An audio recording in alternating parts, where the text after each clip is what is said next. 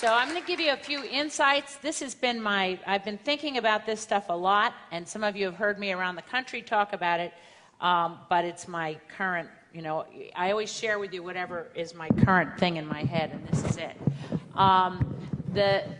Really, the model of cancer etiology has changed, and we used to think of it as this one cell that slowly grew, and now we know you need two things. You need mutated cells, and they need to be in a local environment, in a neighborhood that's egging them on. So you can have mutated cells, and if you don't have the environment, they're just going to sit there.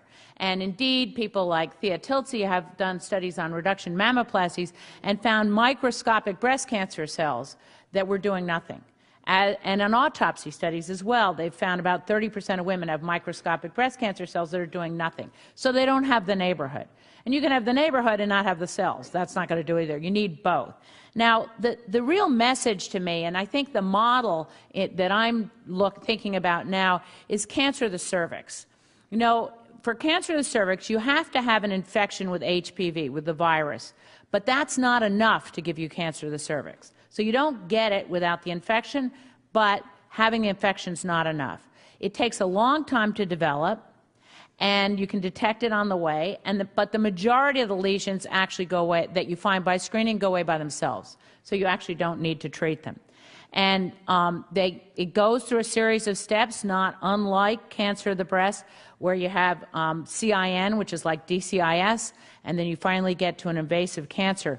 But interestingly, if you take the people who have an HPV infection, and 90% of the HPV infections will go away by themselves if you do nothing. And so only then, the ones that are persistent and go on to cancer in situ, of those, 50% will still resolve. And only 5%, that means, of the ones that got the infection end up with cancer. And those are the ones that have both the persistence of the virus and they have certain conditions that lead them to the cancer. Now, breast cancer could be similar. We have many early lesions that regress by themselves. Not all DCIS goes on to become invasive cancer. And there's even some data now that not all invasive cancers found on mammogram, if you left it alone, would go on to become invasive. So what we need to do is figure out what causes those mutated cells, and then what are the conditions that really lead the cells to go on. Are they the local cells in the breast tissue, the fat, the fibrous tissue, the blood vessels, the white blood cells? Are they the systemic hormones and things that are going on in our whole body? What are the things that actually change the conditions? So there's two different points where we can act. One is to find the cause of the mutations, and the other is to change the conditions. So what could cause mutations? Well, we all know about BRCA1 and 2. You're born with a mutation. But there also are as Fumi said, unidentified genes that probably cause the mutations too, those little lightning strikes there. And there are probably things in the environment that can cause a mutation that we don't know about. Viruses can cause a mutation, and there's growing interest. There was a lot of interest back in the 70s with the MMTV virus, the mouse mammary tumor virus, which is known to cause breast cancer in mice and is passed actually in breast milk. And we were never able to really, in those days, show a connection. People looked very hard for either mouse mammary tumor virus in people or human mammary tumor virus without much success.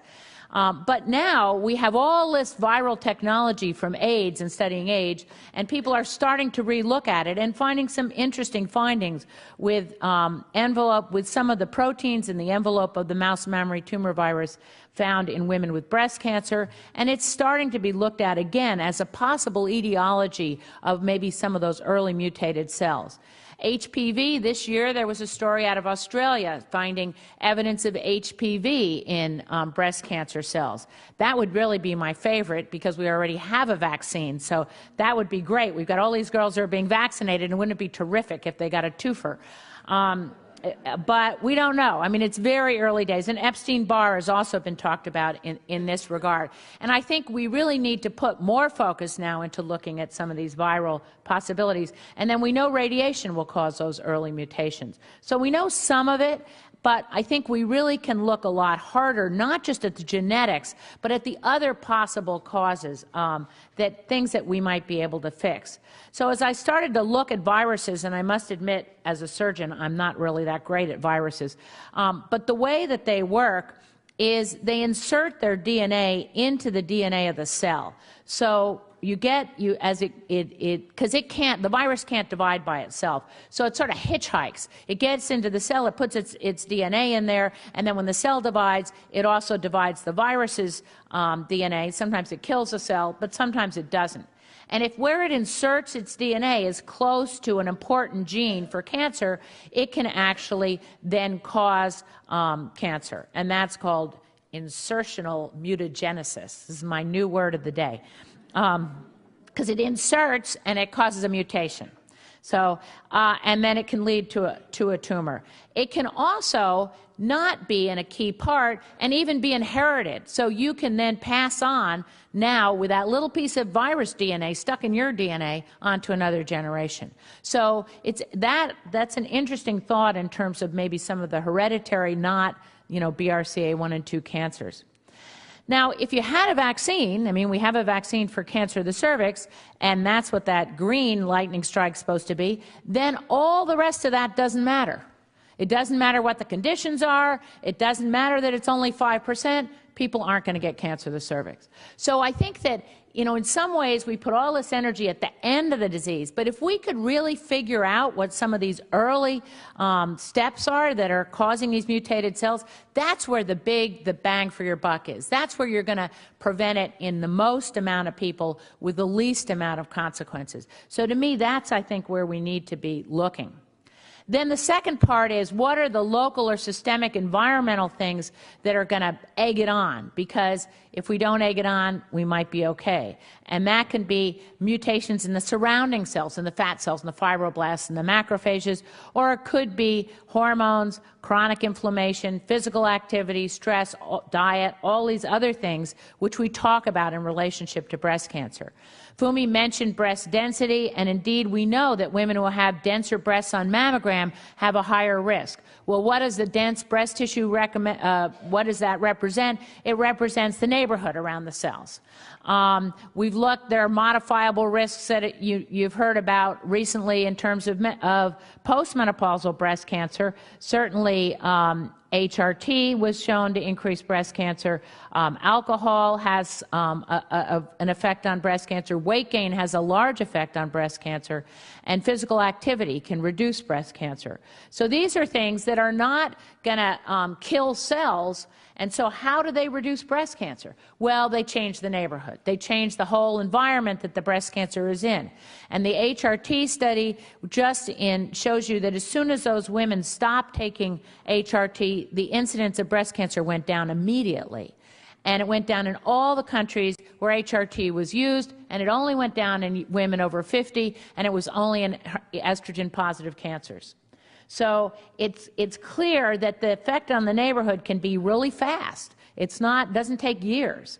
Now, how about premenopausal breast cancer? Well, it's looking very interesting factors in relationship to pregnancy.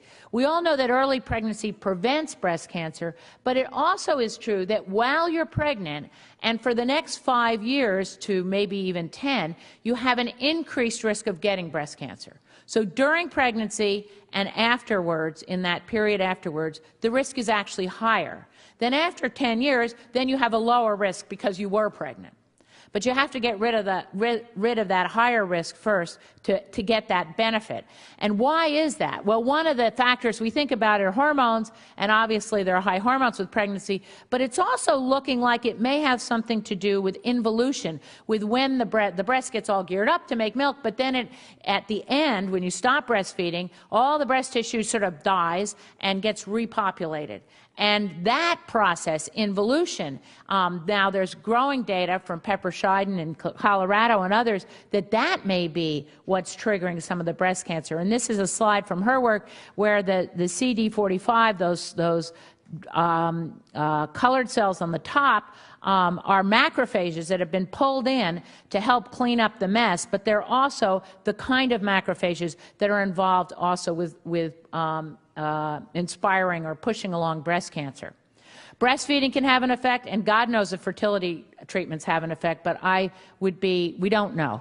But I would be really surprised if we can get away scot-free with that one, to tell you the truth. But we'll see. And then what about the things that affect all people, both pre and post? Physical activity affects diabetes, cardiovascular disease, depression, dementia, colon cancer, and breast cancer. And why does physical activity affect breast cancer? Well, it's an anti-inflammatory. It blocks inflammation. It reduces abdominal adiposity. It reduces macrophage infiltration, the chronic systemic inflammation that you see when you're a couch potato, and then you get insulin resistance, and then you get diabetes, and then you're setting up a neighborhood which is a promoter for those microscopic cells that might have already had the virus. Or whatever. I don't know that it's a virus. I don't want to imply that. So the new insights really and the new way of thinking are the old way, a mutated cell which progresses to metastatic disease and ultimate death. Screening goal is find them all early. Treatment goal, kill all those cells, slash, burn, and poison. One size fits all. Everybody gets the same thing based on stage. And the worse it is, the more we're going to slash, burn, and poison. And now, not only do we have personalized medicine, which is better, but now you think it's a mutated cell in a supported environment. So the screening goal is to find or distinguish the relevant tumors. We don't want to just find cancers. We want to find the cancers that are going to be bad, and we want to not overtreat the cancers that are actually good and not doing anything, the sort of microscopic cells that are just hanging out there. We want to be able to not only find them, but distinguish. We need a treatment goal not just to destroy the mutated cells, because we're not always that great at that, as we know, but also will reverse and control the cells. Because if we can control them, if we can put them back to sleep, if we can make them dormant, then who cares that they're there? You know, if you can die at 95 of a stroke, you really don't care that you have dormant cells sitting in your big toe. You know, it doesn't matter if they're not active and they're not doing anything. So we maybe don't have to kill every cell. Maybe controlling them may be a better approach. And then personalized so that we target for the right cancer to the right cure. And then that leads me to, how are we going to figure this all out? And I talked about this, so I won't give you the whole story of the Army of Women. I'll just give you the pitch. But we have 333,000 women now in the Army of Women. Many of you. We have 80% of them have never had breast cancer and have joined because they want to find the cause and stop it. So it really is mobilizing women around the country. We've done 27 studies. Many of them we completely recruit who they need in 24, 48 hours. We've crashed a few servers en route. And we're now finally getting the kinds of studies I want, which is looking at the cause of breast cancer. A lot of the ones in the beginning were quality of life, and they were ones that had already been around for a while. Now we're really trying to focus. And some of them are kind of crazy. But you know what? If we don't look in the crazy places, we're not going to find the answers, because we haven't found them looking in the same old places every year. So one was on, bacteria in your colon, and does that change how your estrogen is metabolized? They needed 50 control women to have sigmoidoscopies and biopsies in Chicago, and we got 200.